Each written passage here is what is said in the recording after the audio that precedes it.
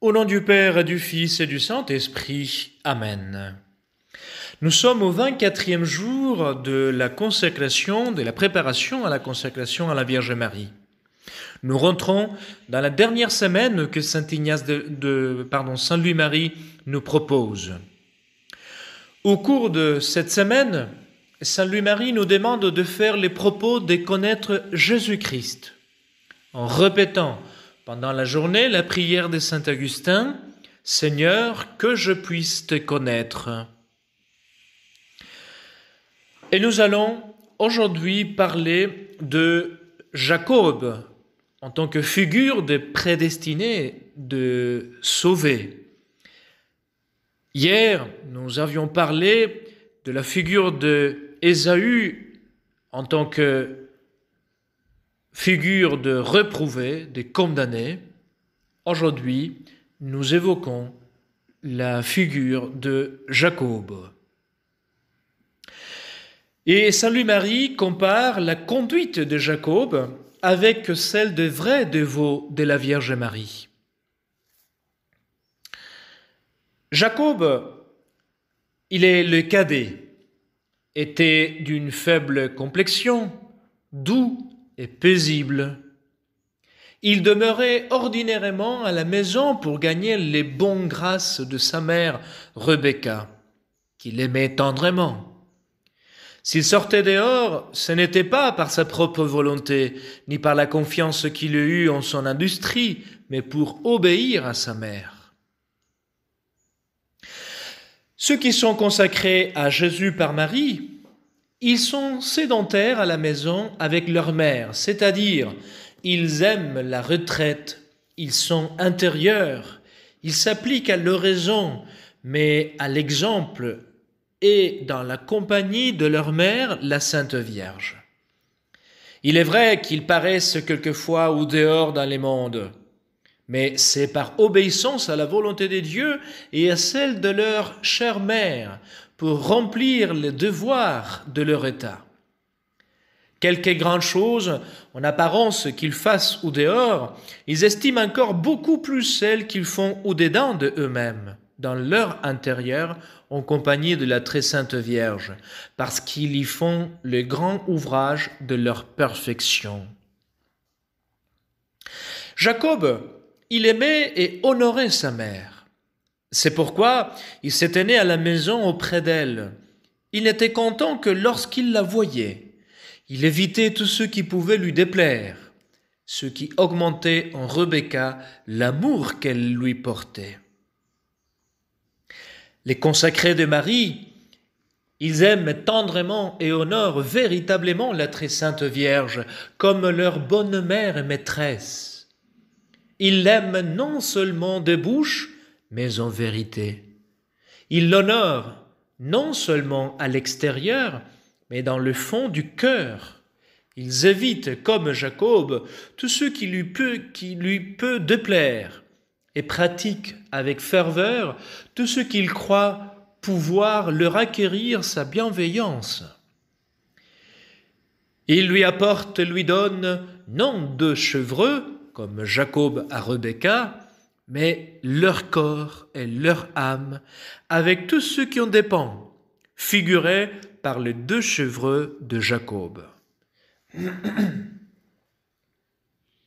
Jacob, il était soumis en toutes choses à sa chère mère. Il lui obéissait entièrement en toutes choses, promptement sans tarder et amoureusement sans se plaindre. Au moindre signe de sa volonté, le petit Jacob courait et travaillait. Il croyait tout ce qu'elle lui disait, sans raisonner. Par exemple, quand elle lui dit qu'il alla chercher 2 chevreux et qu'il les lui apporta pour apprêter à manger à son père Isaac, Jacob ne lui répliqua point qu'il y en avait assez d'un pour apprêter une fois à manger à un seul homme.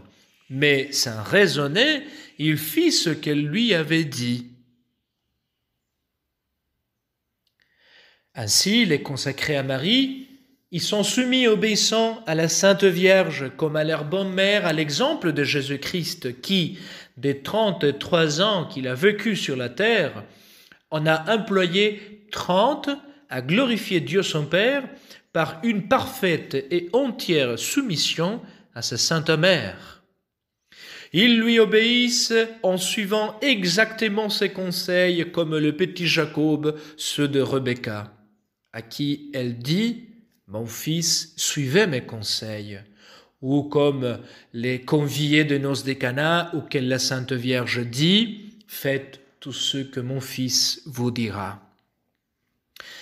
Jacob, pour avoir obéi à sa mère, reçut la bénédiction comme par miracle, quoique naturellement il ne dut pas la voir.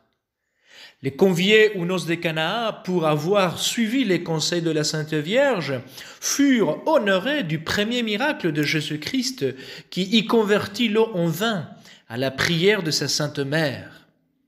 De même, tous ceux qui jusqu'à la fin des siècles recevront la bénédiction du Père céleste et seront honorés des merveilles de Dieu, ne recevront ces grâces qu'en conséquence de leur parfaite obéissance à Marie.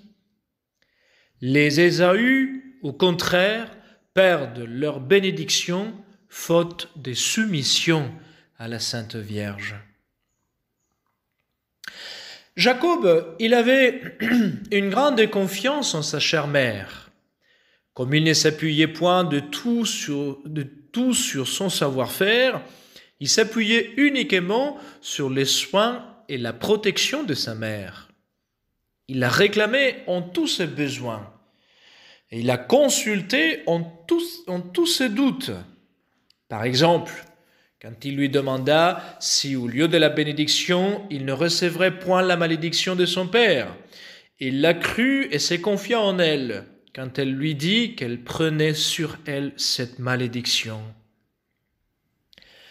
Ainsi, les consacrés de la Vierge Marie, ils ont une grande confiance dans la bonté et la puissance de la très sainte Vierge, leur bonne mère.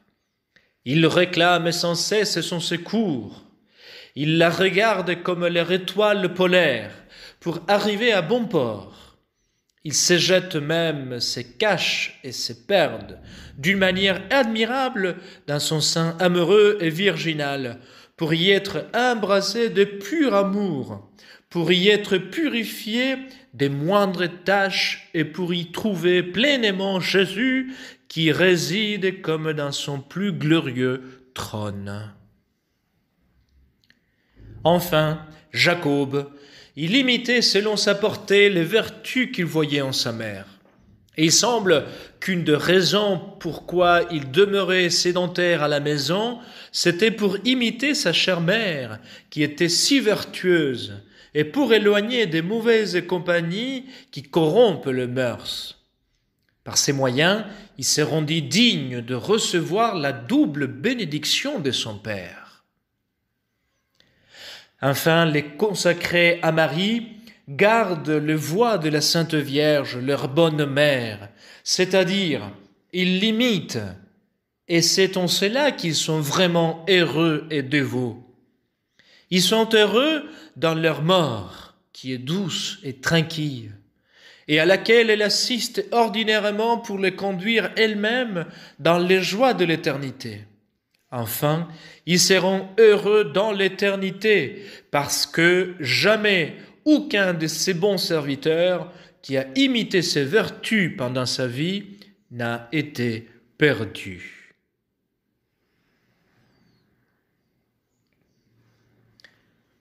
Récitons maintenant les litanies du très saint cœur de Marie.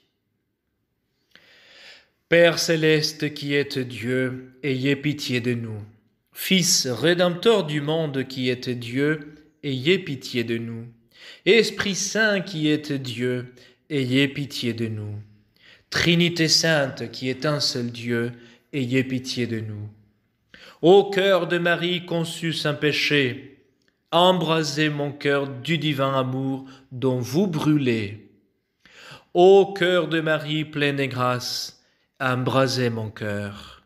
Ô cœur de Marie béni entre tous les cœurs, embrasez mon cœur. Ô cœur de Marie, sanctuaire de la très sainte Trinité, embrasez mon cœur. Ô cœur de Marie, tabernacle du Verbe incarné, embrasez mon cœur. Ô cœur de Marie, très semblable au cœur de Jésus, embrasez mon cœur. Ô cœur de Marie, cœur aimé du Saint-Esprit, embrasez mon cœur. Très saint cœur de Marie, modèle du Sacré-Cœur de Jésus, rendez notre cœur conforme à ce divin cœur et au vôtre. Prions. Dieu de bonté et de miséricorde, qui avait rempli le très saint et immaculé cœur de Marie de mêmes sentiments de miséricorde et de tendresse dont le cœur de Jésus, votre Fils, fut toujours pénétré pour le salut des pécheurs, accordez à tous ceux qui honorent le Sacré-Cœur de Marie une parfaite conformité des sentiments avec le Sacré. Prions.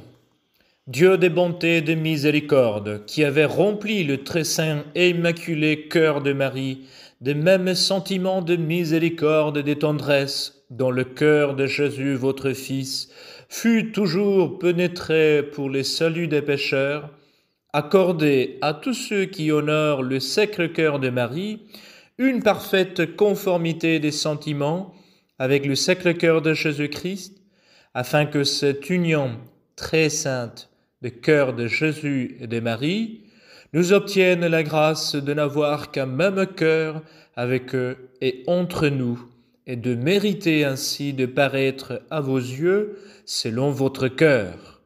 Nous vous en supplions par Jésus le Christ notre Seigneur. Amen. Nous vous suggérons la lecture dans le texte qui accompagne cette méditation des conseils de Salut Marie pour pratiquer cette dévotion mariale dans la Sainte Communion. On peut appliquer ces conseils à la Sainte Communion que nous recevons en semaine. Dans les cas où on ne peut pas recevoir la communion sacramentelle, nous pouvons toujours le faire par la communion spirituelle. Au nom du Père et du Fils et du Saint-Esprit. Amen.